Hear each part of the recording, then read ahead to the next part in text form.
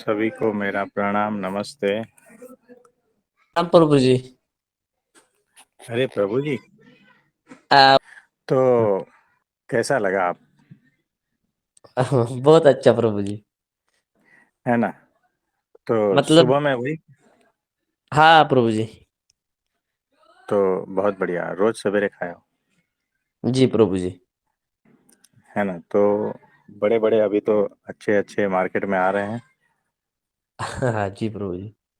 है ना? तो हमें बहुत सारी इंक्वायरी आती है। स्टेटस पे डाल दिया ना, तो आप टमाटर बेचते हो, तो कैसे आ, किया जाए?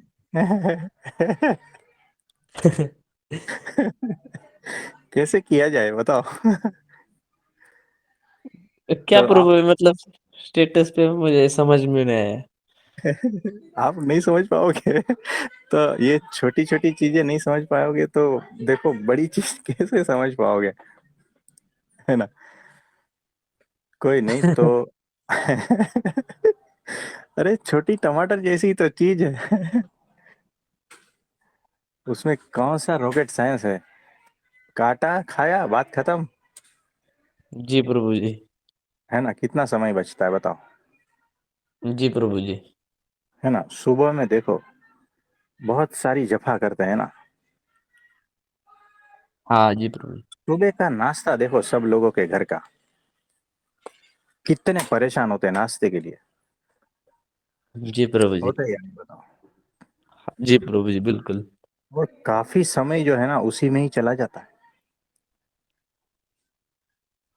है ना? उसको बनाना, फिर बर्तन, और फिर ये सारा कुछ कैसे करोगे सत्संग। जी प्रभु जी। है ना? और उसी में उलझते रहोगे। और एक वक्त कम खाएंगे तो मर थोड़ी जाएंगे। जी प्रभु जी। लोग छोड़ नहीं पाते। तो हमने बहुत इजी कर दिया पूरा।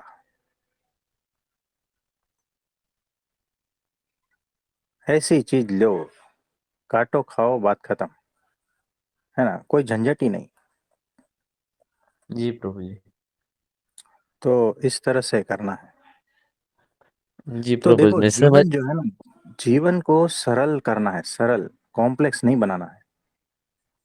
जितने सरल होते जाओगे ना, सहज होते जाओगे ना, परमात्मा उतना नजदीक रहेगा। हम जीवन को बहुत ही अटपटा बनाते हैं, बहुत ही उलझा देते हैं। हमारा लाइफ देखोगे ना, इतना सरल है कि मतलब सोच ही नहीं पाएगा। कोई जो संसार में बहुत तरह से उलझा हुआ है ना, वो तो सोच ही नहीं पाएगा। उसको तो यही लगेगा कि ये सपने की बात है, ये कोई जादुई नगरी से आ गया है ऐसा इंसान, ऐसा लगता है ना? तो लाइफ को एकदम सरल सिंपल बना दो। झंझट नहीं पालनी है, संसार में भी और भीतर भी। भीतर भी इतने विचार ये वो सब कुछ नहीं चलने चाहिए।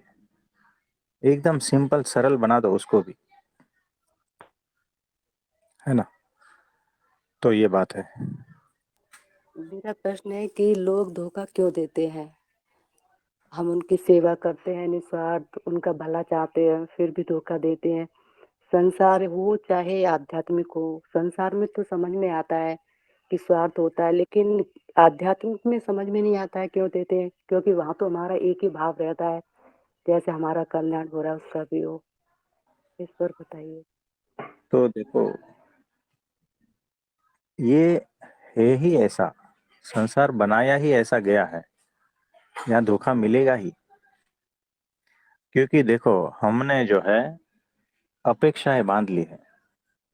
यानी आपने किसी का भला किया है ना? और उसने फिर धोखा दे दिया, ऐसा जी।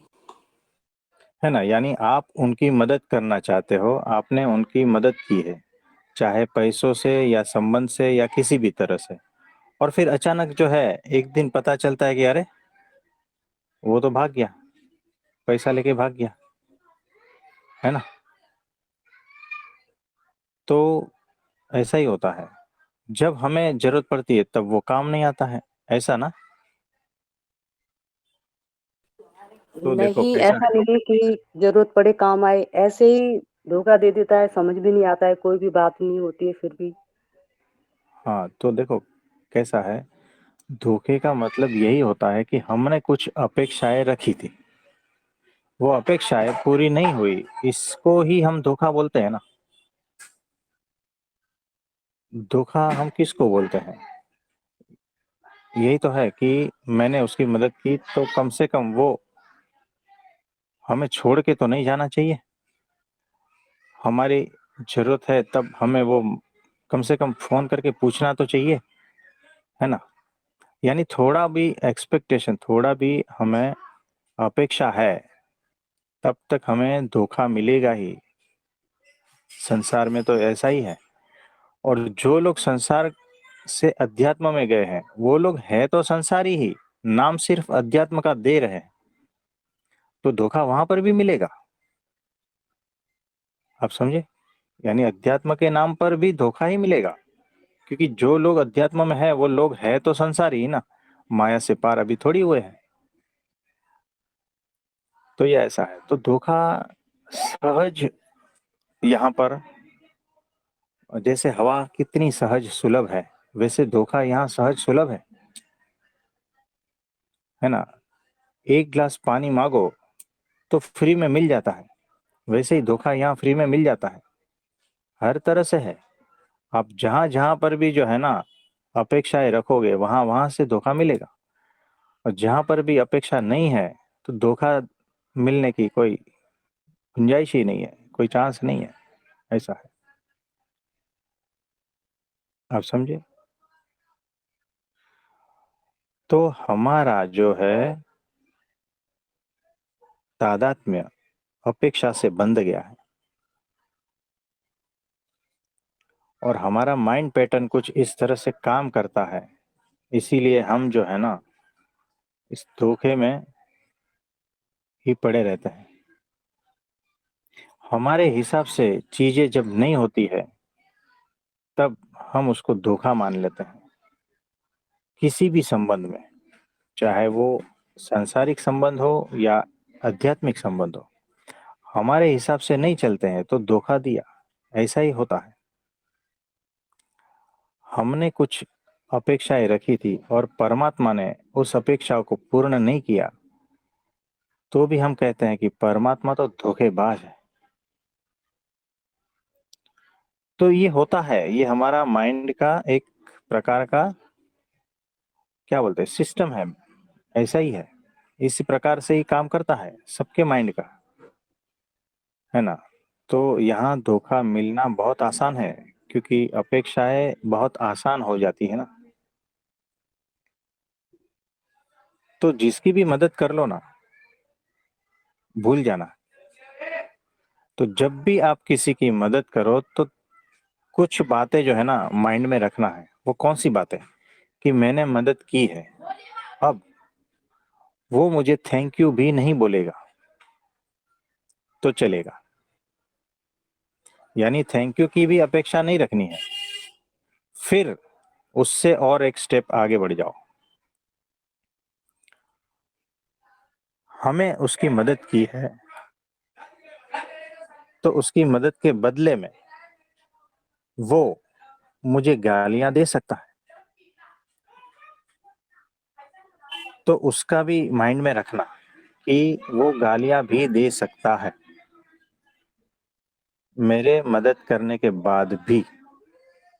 फिर और एक स्टेप ऊपर बढ़ जाओ, मैंने उसकी मदद की, उसके बदले में वो मेरा नाम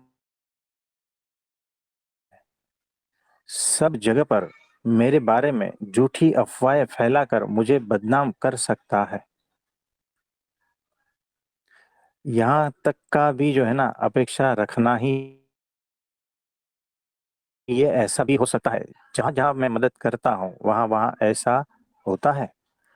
और एक स्टेप ऊपर बढ़ जाओ, वो मुझे मारने के लिए सारा षड्यंत्र रच सकता है। मैंने जिसकी मदद की निस्वार्थ भाव से, वो ऐसा कर सकता है, करेगा। ये सारा कुछ जो मैं बता रहा हूं ना वो सारा सबकी लाइफ में होने वाला है। आज नहीं तो कल किसी की लाइफ में हो चुका है ऐसा। तो ये यहाँ का नॉर्मल चीज है, सहज। तो इस सहजता को आप देख लो, स्वीकार कर लो कि ये ऐसा ही है, ये संसार में ये रिलेशंस ऐसे ही हैं, सभी सब धोखेबाज ही है। आप समझ पा रहे हो? और जिस दिन आपको इस संसार का स्वरूप पता चल गया ना, फिर आप इससे मुक्त हो जाते हो। जिसका स्वरूप आपको पता चल गया उससे आप मुक्त हो जाते हो। फिर आप आनंदित रहते हो कि मदद की तो की, नहीं की तो कोई बात नहीं, कुछ फर्क नहीं पड़ता है। आपके भीतर से अगर आया कि मदद की तो कर दी, बात खत्म हो गई। मुझे बताओ, एक फूल जो है खिला है गुलाब का, ये बार बार आता है हमारे सामने, तो वो जो है सुगंध फैलाता है चारों ओर। उसकी कोई अपेक्षा नहीं है कि कोई आके उसकी तारीफ करे, बस वो तो यूं ही खिला है। उसका होना ही सुगंध मात्र है ना। वो हुआ है, वो खिला है और सुगंध फैला ही रहा है। अगर वो नहीं होता तो सुगंध भी नहीं फैलती। जैसे सूरज है तो प्रकाश है ही, ऐसे ही वो जो गुलाब है तो सुगंध है ही, सौंदर्य है ही। तो उसकी कोई अपेक्षा थोड़ी है कि कोई आके मेरी सुगंध की तारीफ करे, कोई अपेक्षा नहीं। अगर कोई आके उसको तोड़े तो भी उसे मंजूर, उसको मसल दे तो भी उसे मंजूर, कुछ बोलता नहीं। तो वैसा हो जाना है। तो अगर आपको ऐसा भीतर से लगता है कि मैं किसी की मदद कर दूं और किसी से अच्छे बात करूं, रिलेशंस रखूं, है ना, और वो धोखा किसी भी तरह से दे सकता है, तो उसके लिए तैयार रहना है। तो फूल की तरह भीतर से ऐसे हो जाओ ना कि आपके होने में ही सबकी मदद होती रहती है। आपके होने में ही इतना प्रेम और आनंद बहता है ना कि लोग न चाहते हुए भी जो है ना वो लेके जाते हैं। आपके न चाहते हुए भी सेवा हो जाती है, किसी की मदद हो जाती है। तो उसके लिए फिर जो है ना अपेक्षा रहती ही नहीं है। और जब अपेक्षा ही नहीं रहती है ना, तब ही आप गुलाब की तरह खिलते हो। तब ही उस अवस्था में आते हो जब अपेक्षा नहीं रहती है ना। और जब अपेक्षा नहीं रहती है तब उस अवस्था में आते हो। तब जो बहता है आपके भीतर से वो परम प्रेम, परम मौन, परम सेवा ही होता है। वहां अपेक्षा होती ही नहीं है, तो धोखा मिलता ही नहीं और आप परम आनंद में ही रहते हो हमेशा। तो धोखा मिलता है यानी गलती मेरी ही है। मैंने बिच्छू से भरा कमरा, उसमें मैंने पैर रखा और मैं ये अपेक्षा करता हूं कि एक भी बिच्छू मुझे डंक नहीं मारेगा। तो ये मेरी अपेक्षा गलत होती है, क्योंकि मैं जो है कमरे में घूम के आऊं ना तो एक बिच्छू तो मुझे काट ही लेगा। हजारों बिच्छू है कमरे में। वैसे ही ये संसार है, अनंत मनुष्य है यहाँ पर, कोई ना कोई आपको काटेगा ही। तो अपेक्षा इतनी ही रखनी है कि कोई ना कोई आपको धोखा देगा, आपको काटेगा, आपको मारेगा, कुछ भी करेगा। ये संसार का स्वरूप है। जैसे बिच्छू से भरा कमरा, उसका स्वरूप यही है कि अंदर जाओगे तो काटोगे, काटेगा, है ना। यहाँ हर मनुष्य का अलग अलग स्वभाव है, वो अपने अपने स्वभाव के हिसाब से चलता है। तो आपके सामने कोई मनुष्य आ गया और उसने कुछ ऐसा कर दिया, आपको लगता है कि उसने मुझे धोखा दे दिया। तो धोखे से भरी दुनिया है और उसके बीच में आपको जीना है। तो किस तरह से जियोगे? तो अपने स्वरूप को समझ लो, जगत के स्वरूप को समझ लो, ये जो दुनिया संसार उसके स्वरूप को समझ लो, यहाँ के मनुष्यों को समझ लो, जितने भी मनुष्य है उस सबके माइंड को भी समझ लो, और धीरे धीरे आपकी समझ बढ़ती जाएगी।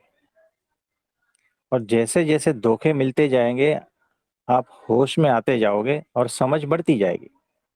तो ये अच्छी बात है, धोखे मिलते हैं तो अच्छी बात है, आप थोड़े होश में आते हो और लोगों को पहचानते हो, स्वरूप को पहचानते हो संसार के, तब भीतर जाने की जो है ना चांस बढ़ जाते हैं, परमात्मा की ओर बढ़ने के चांस बढ़ जाता है ना।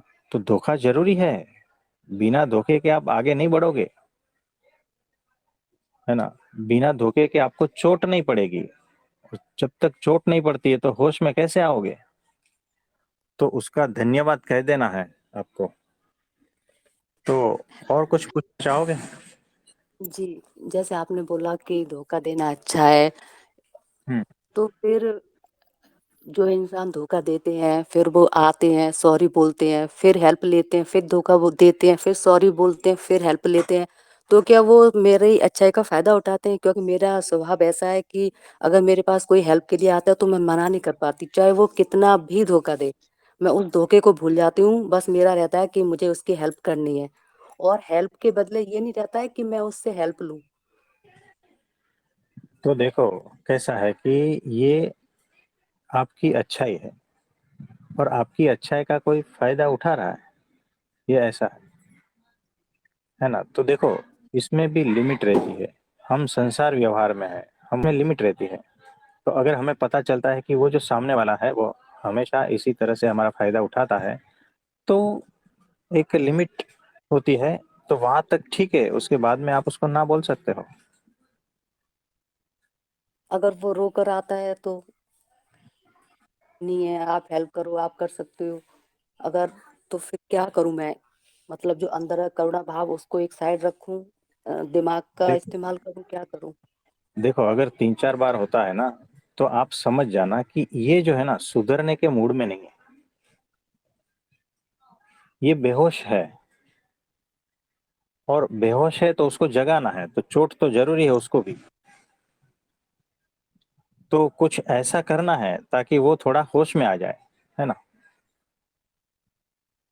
तो देखो आपका स्वभाव है अच्छा, तो उस अच्छे स्वभाव तो वैसा ही रहेगा, लेकिन ऐसा जरूरी थोड़ी है कि आपको कोई खत्म ही कर दे, है ना। तो यहाँ पर थोड़े व्यवहार होना है कि देखो सामने वाला है, एक आध दो बार में समझ जाता है, अगर फिर भी नहीं समझता है तो फिर कुछ स्टंट करना पड़ता है ना। तो ये बात है। तो 3-4 बार हो गया है तो फिर उसको आप चोट देनी जरूरी है,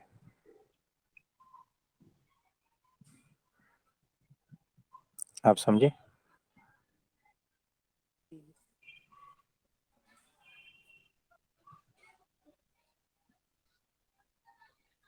और कुछ पूछना चाहेंगे?